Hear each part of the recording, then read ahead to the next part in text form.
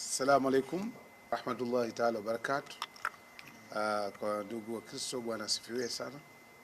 Nimechukua nafasi hii ku congratulate Mheshimiwa Feisal kwa kushinda uchaguzi wa Msambweni, na namtakia kila laheri kwa kazi hii. Yeye ndio mbunge wetu kwa sasa, na pia nataka kuwashukuru wale waliopigia kura mimi, karibu watu 10,500, na wale ambao pia walimpigia Mheshimiwa Feisal kwa zile juhudi na nguvu walizoweka katika kampeni na kutupigia kura. Demokrasi ilifanyika mzuri.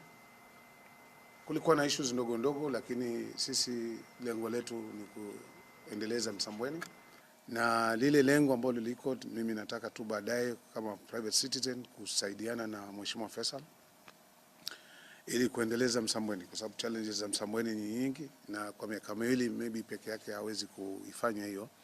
Lakini sisi kama washikadau wa sehemu hii tutakuwa tunasaidiana katika kuleta cohesion, makabila ishi pamoja vizuri, employment opportunity for our people, empowering young women, single mothers, ile manifesto ambayo tulikuwa tuko nazo. Kwa hivyo kwa supporters wetu, siasa sio chuki, tupendane. Sisi ni watu wa Msambweni na Wakwale kwa jumla, na pia tu washukuru wale ambao tulifanya siasa, watu waliteta, lakini sasa hii tuache hayo mambo, tusonge mbele katika kujenga nchi yetu, kwa sababu kuna corona na pia uchumi umerudi chini.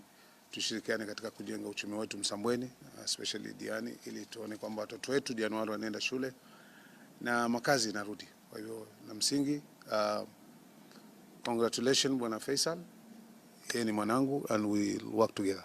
Kushukuru chama cha ODM ambacho nakienzi sana, na pia kushukuru the party leader, alichukua time yake akaja Msambweni kunisaidia campaign, na deputy party leader Bwana Hassan Joho ambaye tumekuwa naye hapa miezi mitatu, akaacha familia yake akakuja hapa kusupport.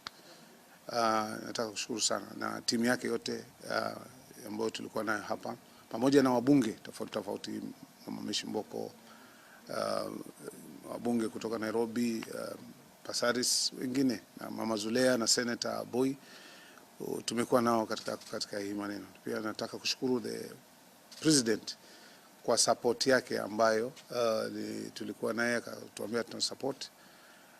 Siwezi kuchukua that for granted. Kwa hivyo nawashukuru sana kwa hilo, na wale wote campaigners wangu, wanakamati, na pia watoto. Kuna mtoto mmoja ambaye ilibidi mamake leo nipigie simu kwa sababu alikuwa hataki kula chakula kwa sababu Boga jana alianguka. We had to talk to the kid, and that makes me happy, because if the kids can remember that, then I think the future is good for everybody.